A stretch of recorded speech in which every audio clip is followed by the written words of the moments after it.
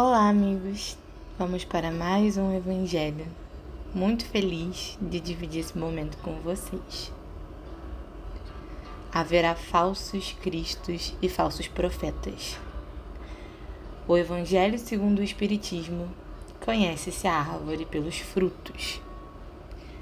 Há uma passagem bíblica em que Jesus diz assim: surgirão falsos cristos e falsos profetas, que farão tantos prodígios e coisas espantosas que enganarão até mesmo aos próprios escolhidos.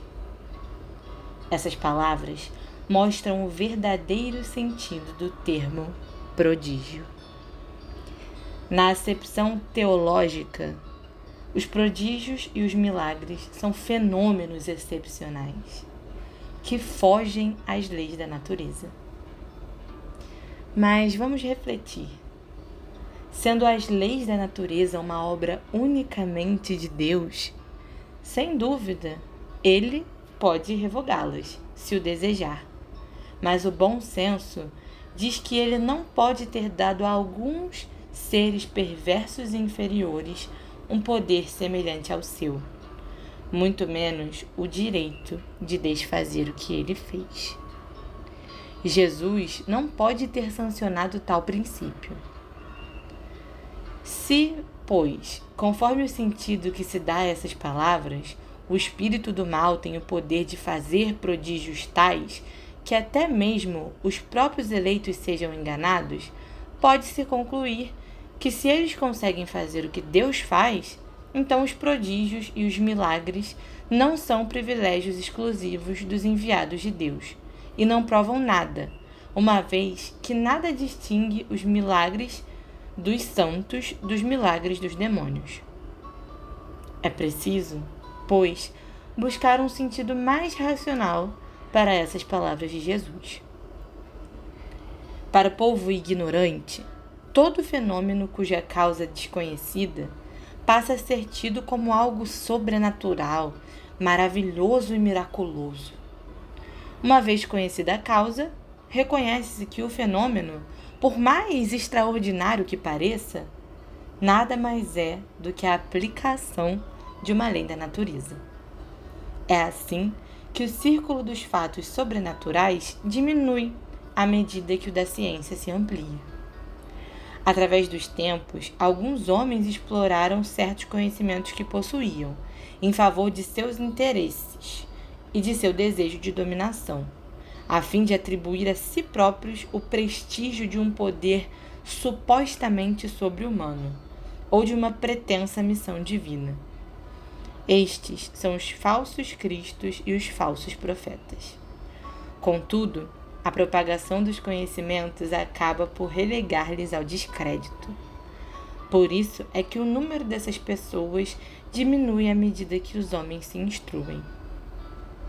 O fato de operarem o que para algumas pessoas parece prodígios não é, portanto, sinal de uma missão divina, uma vez que pode ser o resultado de conhecimentos que qualquer um pode adquirir, ou de faculdades orgânicas especiais que tanto o mais indigno quanto o mais digno podem possuir. Reconhece-se o verdadeiro profeta por atributos mais sérios e exclusivamente morais.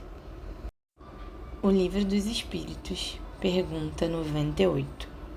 Os espíritos da segunda ordem, que só têm o desejo do bem, têm também o poder de fazer o bem? Eles têm esse poder, segundo o seu grau de perfeição. Uns têm conhecimentos, outros sensatez e bondade, mas todos ainda têm de passar por provas. Pergunta 99. Os espíritos da terceira ordem são todos essencialmente maus? Não. Uns não fazem nem bem e nem mal. Outros, ao contrário, se comprazem do mal e ficam satisfeitos quando têm a oportunidade de praticá-lo. Aliás, ainda há os espíritos levianos ou estouvados, mais trapalhões do que maldosos, que sentem mais satisfação na malícia do que na malvadeza, cujo prazer é mistificar e causar pequenas contrariedades do que acham graça. Bem, amigos, essa passagem ela fala sobre falsos profetas e expõe a relação direta que há entre o fato de muitas pessoas acreditarem nesses falsos profetas e a evolução da ciência, do conhecimento racional. Porque muitas vezes, quando alguém faz uma coisa que não é comum, não é tão comum assim, como, por exemplo, não sei, a mediunidade, vamos botar um exemplo assim, que a pessoa consegue ver ou escutar coisas que as outras muitas vezes não conseguem, atribui-se a esse ser uma característica divina, quase que santificada, como se ele fosse um enviado de Deus, um espírito superior aos outros. Isso muitas vezes acontece. E daí, quando a gente para estudar, para entender que a mediunidade ela é uma característica orgânica que pode ser desenvolvida, que já vem sendo estudada, com uma relação principalmente com a glândula pineal, já está sendo estudado os princípios neurais que estão interligados à mediunidade. Então, quando a gente põe a luz da racionalidade sobre as leis da natureza, que são as leis de Deus, a gente entende que isso não é um atributo unicamente de espíritos com moral elevada, de espíritos com uma missão, de espíritos que foram enviados por Deus, que todos nós somos, né? Temos a nossa centelha divina.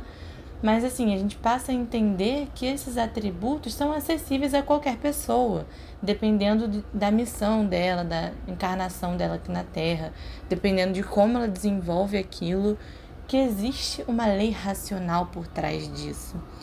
E olhando de uma forma mais profunda, que tanto pessoas muito boas, já com uma ética mais desenvolvida, já com um certo nível de evolução de espírito, podem ter a mediunidade, bem como pessoas que ainda, nos princípios da evolução, ainda cultivam a maldade, ainda cultivam o egoísmo, a intolerância, como muitos de nós aqui na Terra, a maioria, de todos nós, também podem possuir mediunidade. Então, quando uma pessoa usa suas capacidades, por exemplo, para se dizer superior, se dizer um escolhido, cobrar dinheiro por isso, obter poder, mandar em outras pessoas, muitos são enganados quando não pensam que todas as coisas provêm da lei natural, da lei de Deus, sabe? E que a ciência ela vai avançando para esclarecer esses processos. Isso me lembra muito da história que a gente aprende, quando a gente está na escola, de que quando os portugueses chegaram aqui no Brasil, os indígenas achavam que eles eram deuses, porque eles tinham um pedaço de espelho. Era uma coisa desconhecida para eles. Era uma ciência desconhecida. Então eles olhavam aqueles apetrechos, aqueles metais, aquelas coisas e achavam que os portugueses eram deuses por ter aquilo. À medida que o conhecimento vai chegando e vai iluminando os processos, a gente passa a entender que sim, existem espíritos com diferentes níveis evolutivos, mas que os prodígios, os milagres, eles na verdade são só consequências de leis naturais, acessíveis a qualquer um. Então, para a gente descobrir quais são os verdadeiros profetas, quais são aqueles que a gente realmente tem que ouvir, a gente precisa olhar para atributos mais profundos, atributos morais, como o desprendimento, a caridade, a capacidade de amar. Esses sim são os verdadeiros profetas. Um abraço, amigos, e até o próximo Evangelho.